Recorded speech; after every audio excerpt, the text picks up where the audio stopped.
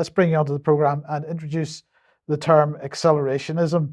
Um, how did you come across this term? You told me. Ah, Yeah, I mean, it was. I didn't know anything about it. I'd never heard it. It never come across my radar before. I think subsequently I've discovered that Alex has got some background knowledge about it, of course, because Alex is a very knowledgeable man. But yeah, I'd never heard of it. But once you start to understand what it is, and it's everywhere. I mean, you can see it coursing through everything from local policy decisions all the way to global events. It's remarkable, really.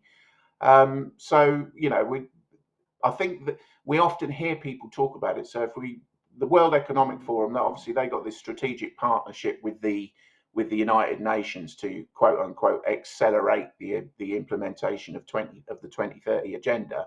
But accelerate can mean, in a business sense, if you the Organisation of Economic Cooperation and Development just say that business accelerators speed up the process of business creation. So that is, in one sense, the term acceleration can be used.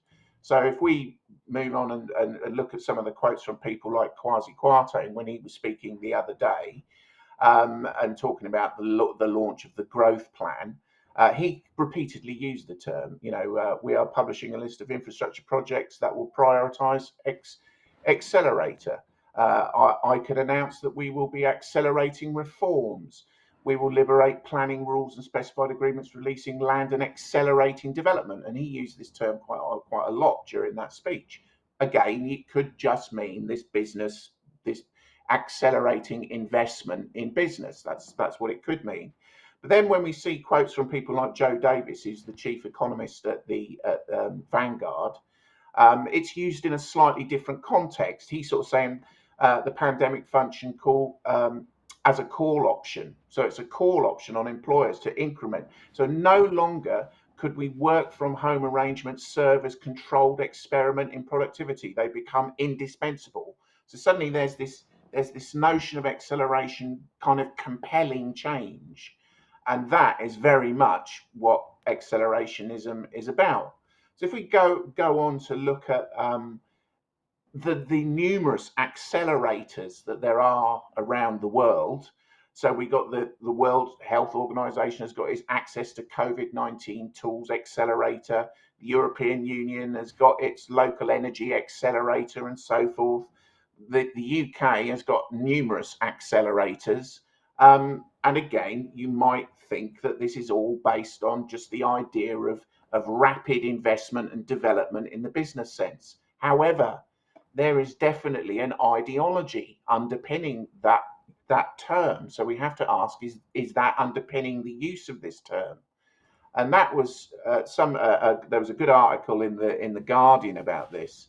So acceleration: how the French philosophy predicted the future that we live in, and it certainly does, because if you look at the explanation that is given for acceleration, Mike, if you my text is very small. If you wouldn't mind reading out that well, it says quote. there, accelerationists argue that technology, particularly computer technology and capitalism, particularly the most aggressive global variety, should be massively sped up and intensified. Accelerationists favor automation.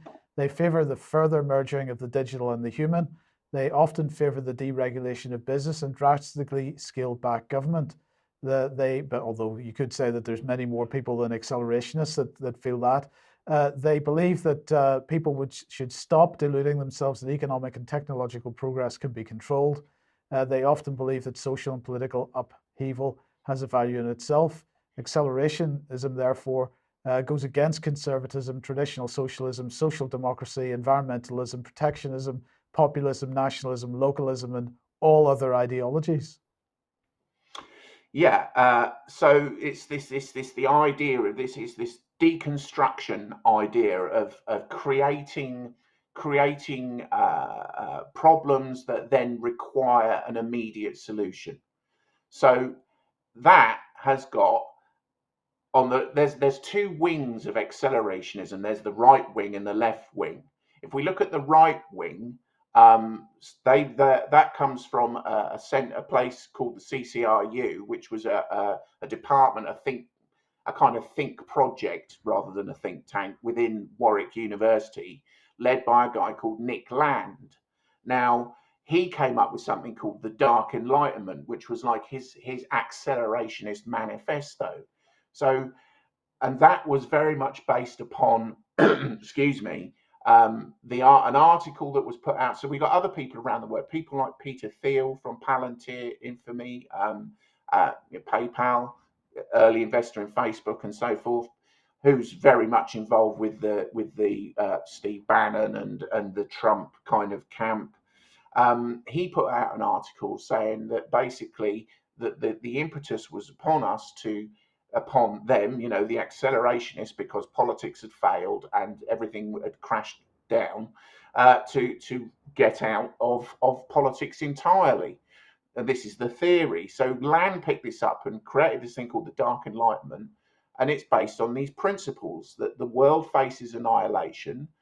Democracy is on an inexorable path to a new dark age. It is morally bankrupt and all consuming and therefore self consuming. We have no choice, and this comes up all the time. Something must be done. We must react. Therefore they call themselves neo reactionaries. We should exploit Schumpeter's creative destruction. So Schumpeter in 1942, talking about his idea of this economic idea of economic dynamism, that you could use destruction, creative destruction, to as a catalyst for change, for necessary change, he argued. So but they take this to the extreme. The Dark Enlightenment takes this to the extreme. So to speed up because their problem, they see democracy is morally bankrupt. So to speed up the demise of democracy is needed. And then there's the left wing version of accelerationism, and that's got very many similar attributes. A guy called Nick Cernicek and another guy called Alex Williams wrote this accelerationist manifesto, and that followed the Dark Enlightenment. So the Dark Enlightenment was in 2012, and then a year later, this Accelerate manifesto came out. And again, it's got these same concepts within it. The world faces annihilation, but for them, it's not the corruption of democracy and moral decay, which is what the right believes. It's the climate disaster. So we cannot wait. We must act now. This imperative to act all the time without thinking, I would say. A total infrastructural, ideological, social, and economic transformation. We must use, again, Schumpeter's creative destruction, same kind of idea presented, to create what they were calling a socio-technical hegemony. So this, which some people might call technocracy, for example. Automation and digital technology replaces employment. People live in some sort of universal basic income because there's no work, because AI and technology has made people without any labor, unemployed. But they argue that therefore there's no class structure. Everyone lives in this kind of mono kind of urban mono class. There's no scarcity. This kind of what people like Paul Mason called a socialist utopia.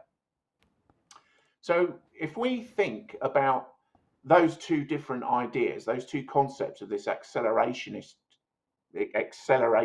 concept, it's everywhere, isn't it? I mean, I would argue that this is pretty much what we are seeing all the time. This constant crisis, this perpetual destabilization and deconstruction of everything, which leads to the necessary change. You might say maybe a great reset, even, or something like that.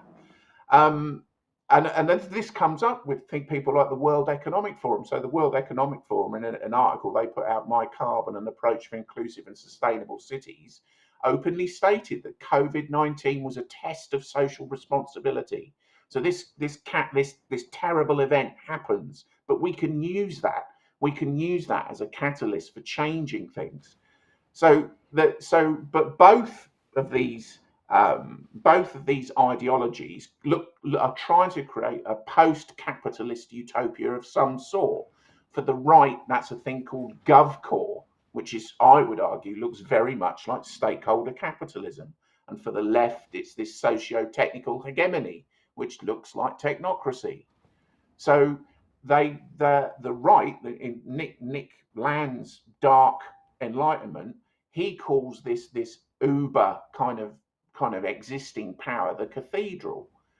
But what's happening at the moment is that in their theory, the cathedral gets pulled apart by cataclysm.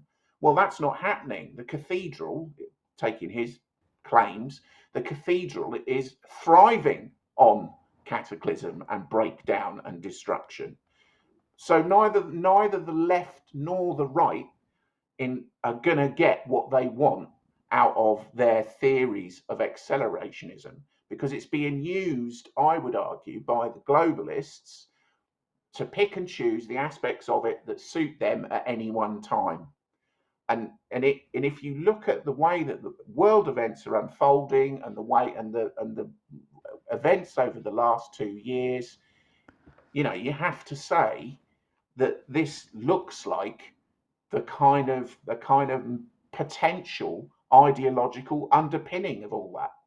Yes, indeed. Well, if anybody wants to find out more about this, Ian has published, we've published one of Ian's articles on it's on the front page of the UK Column website at the moment, Towards a Dark Enlightenment. Do read that and share it, because it is extremely interesting.